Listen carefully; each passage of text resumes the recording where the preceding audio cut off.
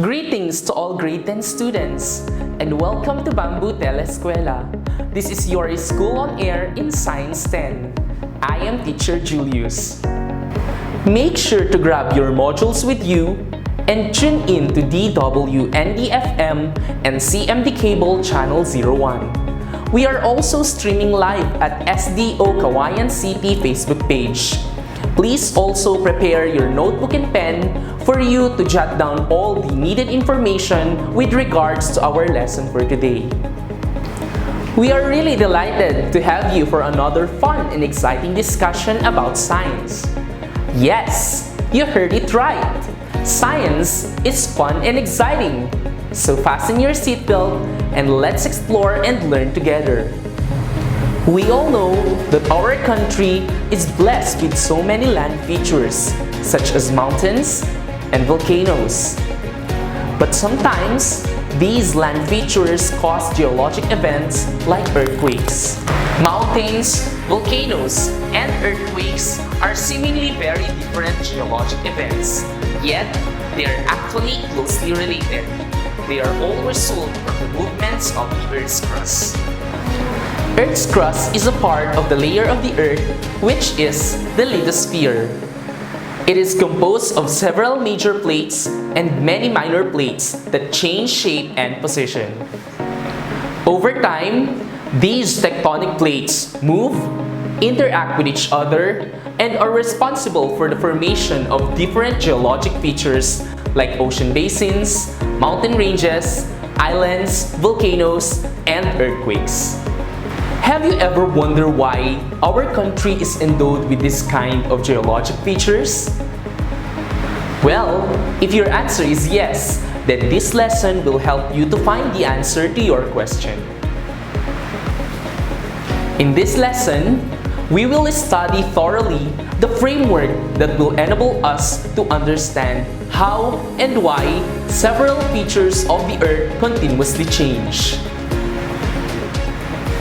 Today, we are going to discuss plate tectonics, the relationship among the location of volcanoes, earthquake epicenters, and mountain ranges.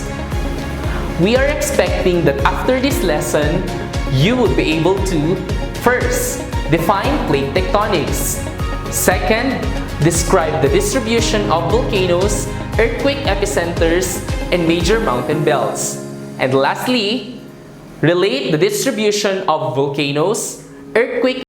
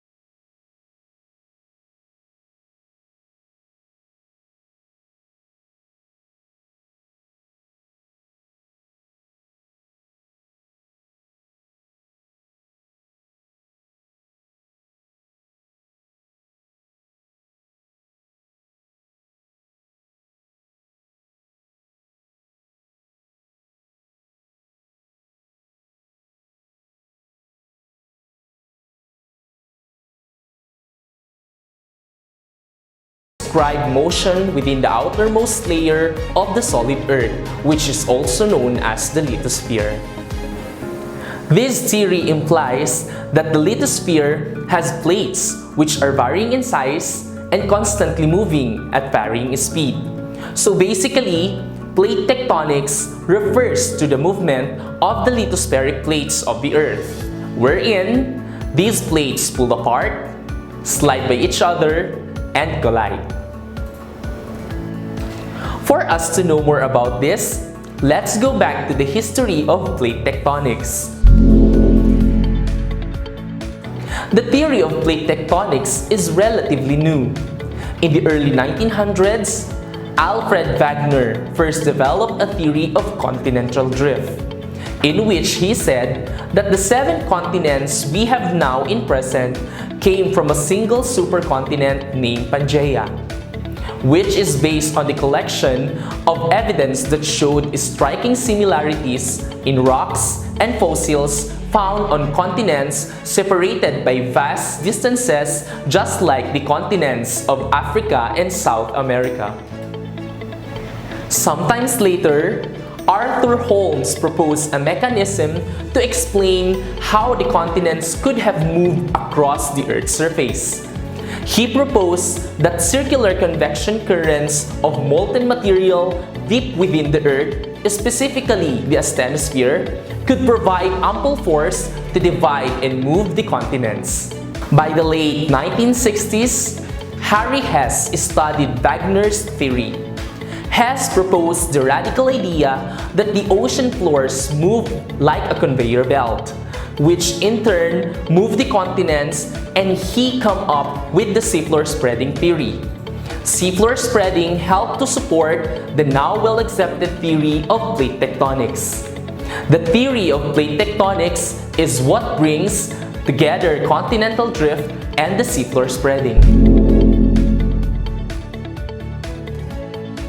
Since we are dealing with plate tectonics, which explains the movement of the lithospheric plates of the Earth, let us take a look of what is the composition of the lithosphere. The Earth's lithosphere consists of 2 layers, the crust and the upper part of the mantle. And lies beneath the lithosphere is the asthenosphere, which is more likely behave elastically.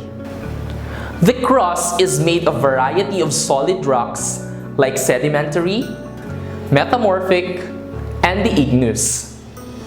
The crust is thickest in a part where a relatively young mountain is present, and thinnest along the ocean floor.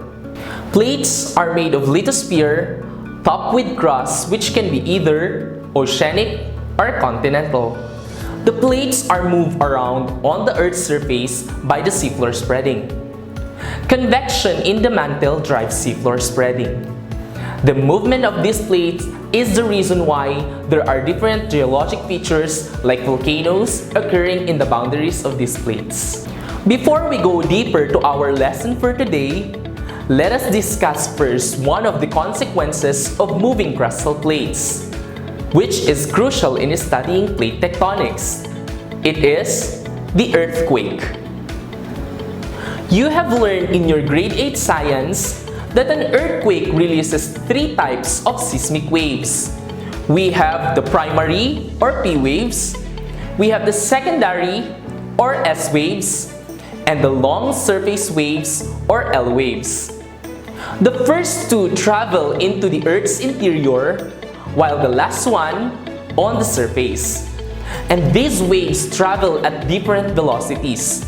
Thus, they do not arrive at the seismic station at the same time. The farther the recording instrument is from the focus, the greater the difference in arrival times of the first P wave and compared to the first S wave. How can we locate an earthquake's epicenter? A technique called triangulation is employed to find an earthquake's epicenter. First, the distance of each seismograph from the epicenter is determined by the arrivals of P waves and S waves. After the distances have been recorded, circles are drawn from the seismographs each with a radius of the distance from the epicenter. All three drawn circles should intersect at a certain point, which is the epicenter of the earthquake. This is an illustration that shows the seismograph in Manila, Sorsogon, and Bongabong are used to find an earthquake epicenter. First, let's take a look at this illustration. We have here a map that shows the distribution of earthquake around the world. As you can see, there are dark areas on the map.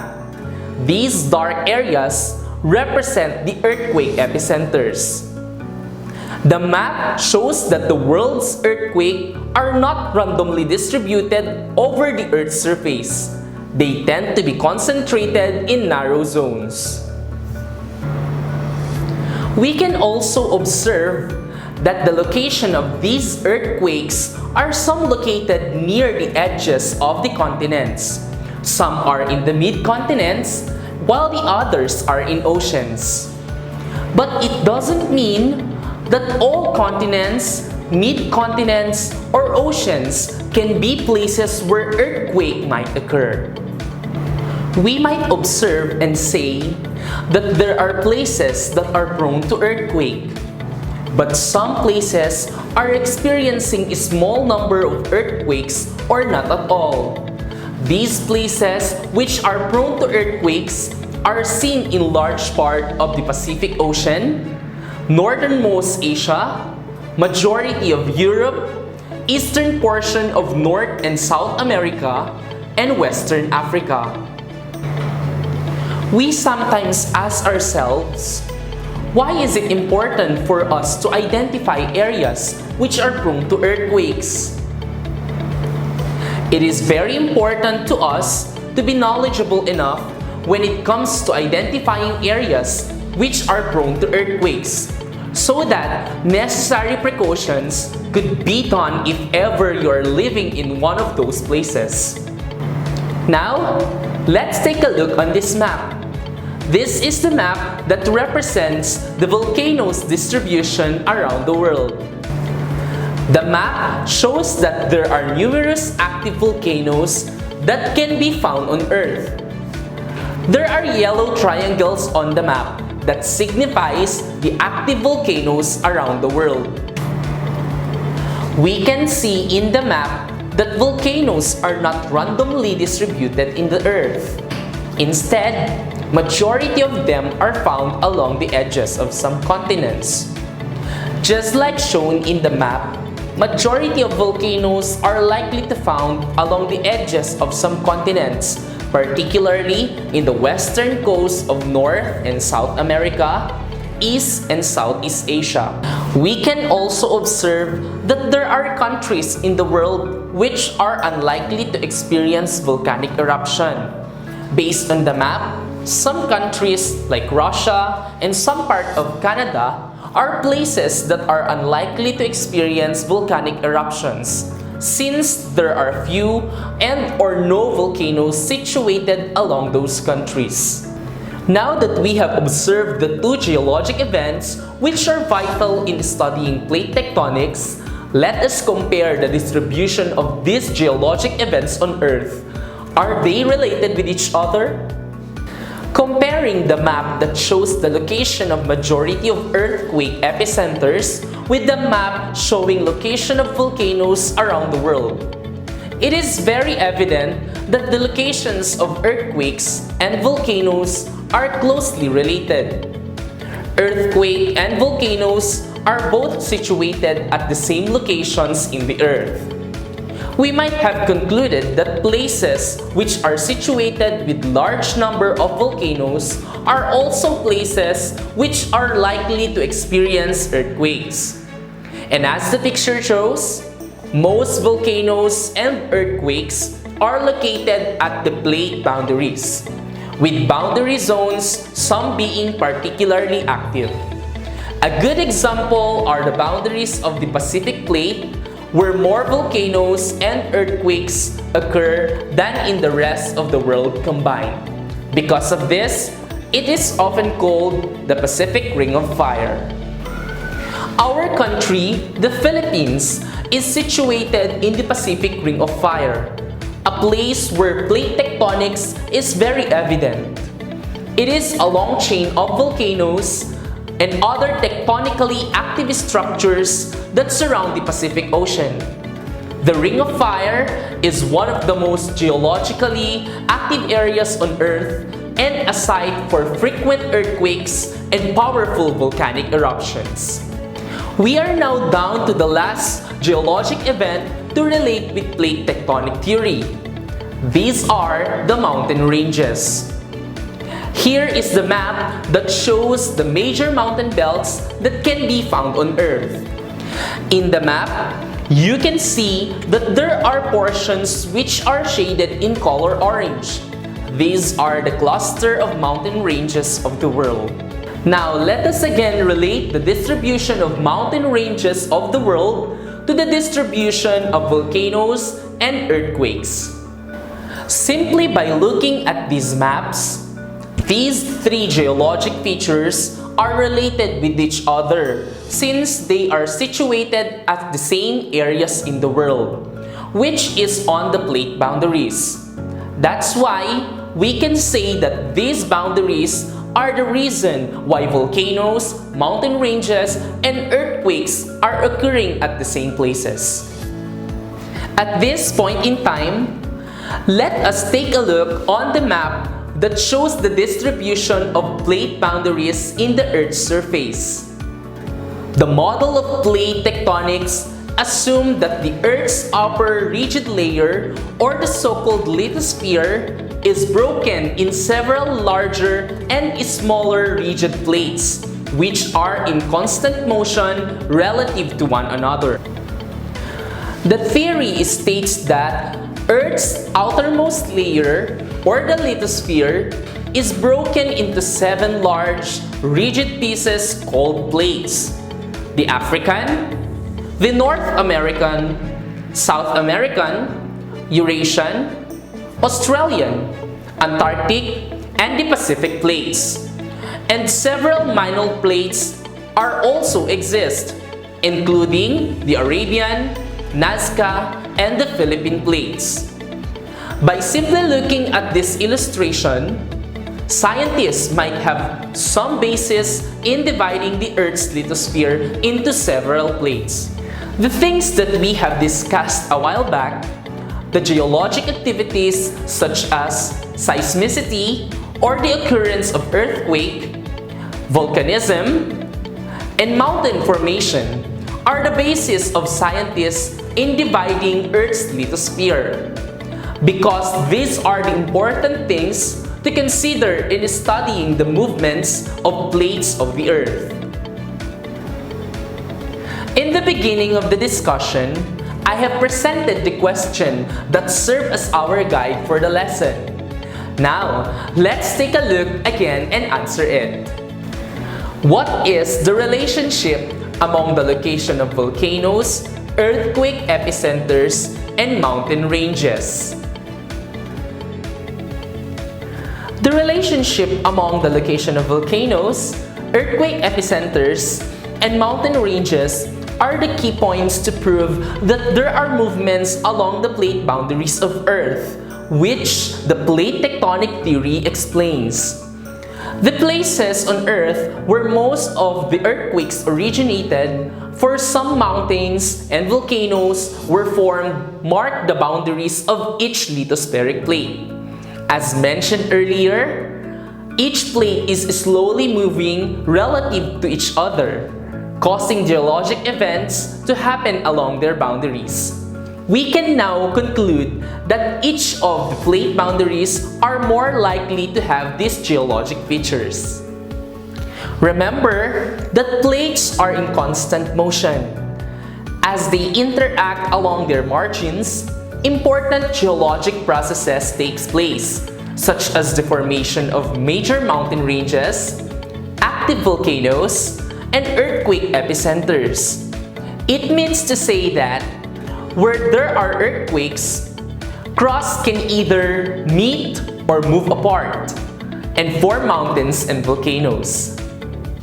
This is how the theory of plate tectonics explains most of the features of the Earth's surface. It explains why earthquakes, volcanoes, and mountain ranges are where they are. It explains where to find some mineral resources. Plate tectonics is the key that unlocks many of the mysteries of our amazing planet. Plate tectonics is the key that unlocks many mysteries about our amazing planet. Plate tectonic theory explains why Earth geography has changed over time and continues to change today. It also explains why some places are prone to earthquakes while others are not. Certain regions may have deadly, mild, or no volcanic eruptions. Mountain ranges are located where they are. Many ore deposits are located where they are. Living and fossil species of plants and animals are found where they are.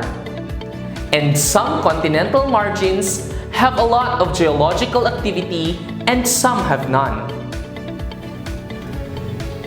Now, let's have the rundown of the points to be remembered a while ago in the discussion. The crust and a part of the upper mantle make up the lithosphere. It is subdivided into portions called plates. Plates are large pieces of the upper few hundred kilometers of the Earth that move as a single unit as it flows above the mantle. There are two kinds of crust: the continental crust, which is thicker but less dense, and the oceanic crust, which is thinner but denser. Plate tectonics is a theory which suggests that Earth's crust is made up of plates and constantly move and interact in various ways, thus producing earthquakes, mountains, volcanoes, and other geologic features. The world's earthquakes, volcanoes, and mountain ranges are not randomly distributed over the Earth's surface. They are both situated at the same location near the edges of the continents. Geologic activities such as seismicity or the occurrence of earthquake, volcanism, and mountain formations are the basis of scientists in dividing Earth's lithosphere. That ends our lesson for today. I hope you all understand what we have tackled this day. You can now go over your module in Science 10 and answer the activities on pages 6 to 15. And if you have questions or queries with regards to our lesson for today, you can simply approach your science teacher in your respective school. This has been Teacher Julius for Bamboo Telescuela, bringing education in the comfort of your home.